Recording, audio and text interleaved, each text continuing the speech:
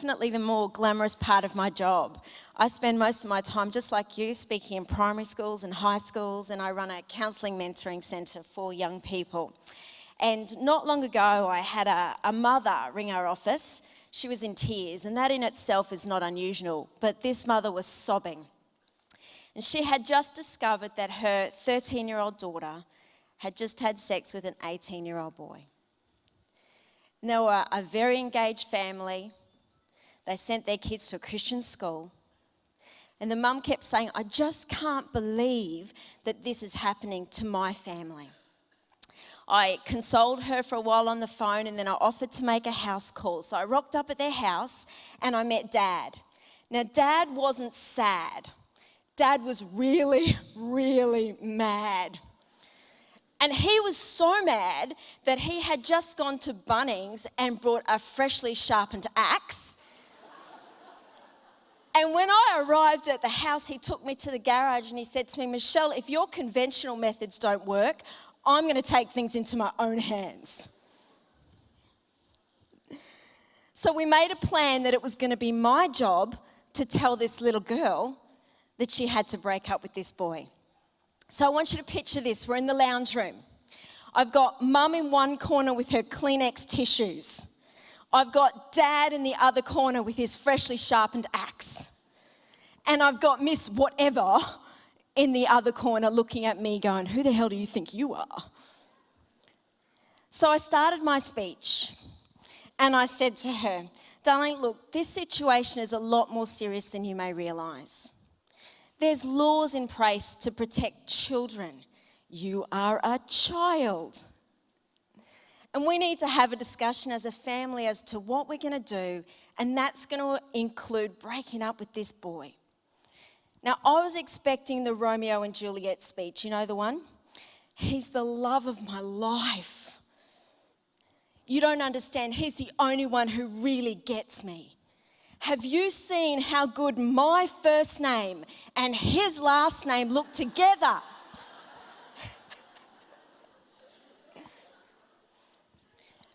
But instead of doing that, she just folded her arms and she looked at me and she said, well, if I can't have a boyfriend, can I have a mouse?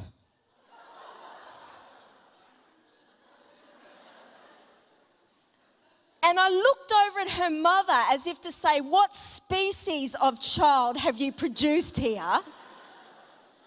And she said to me, Michelle, she's always wanted a pet mouse.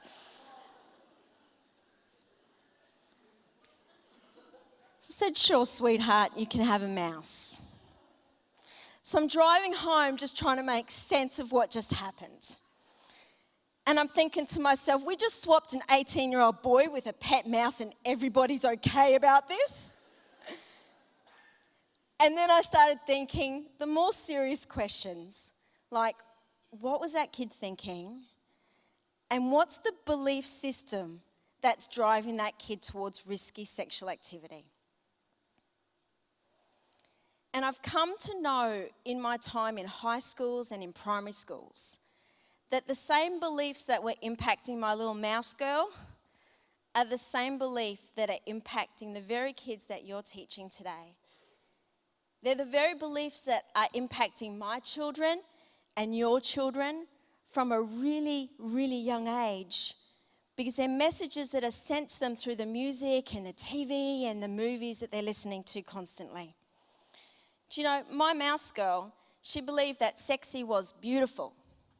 And in her plight to grow up, she thought that sexual experience is going to be attractive.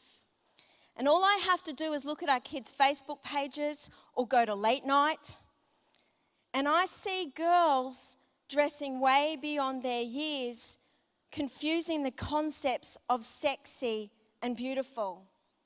My little mouse girl believed that sex was something she could negotiate with and trade with.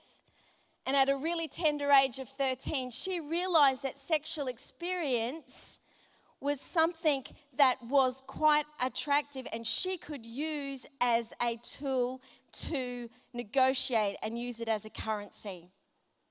Do you know, I see kids in schools all the time that are comfortable trading their physical bodies, not for pet mouse,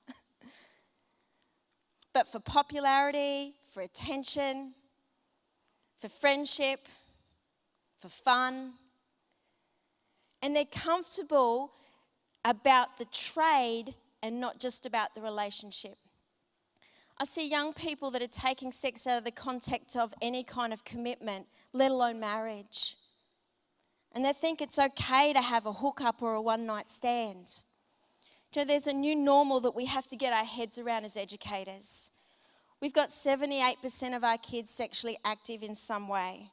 We've got about 50% of our young people have had sexual intercourse by the time they are in year 12. And 1 in 5 of those kids are having 3 partners a year. You know, this new normal is not okay, but it's a new normal that we have to get our heads around. And it changes everything about the way we teach sex in schools. And look, I hope today to be able to help you understand these beliefs a little bit more and shed a bit more light on them and help you become effective in teaching sex ed as a curriculum or even a hidden curriculum in your schools. So thank you very much.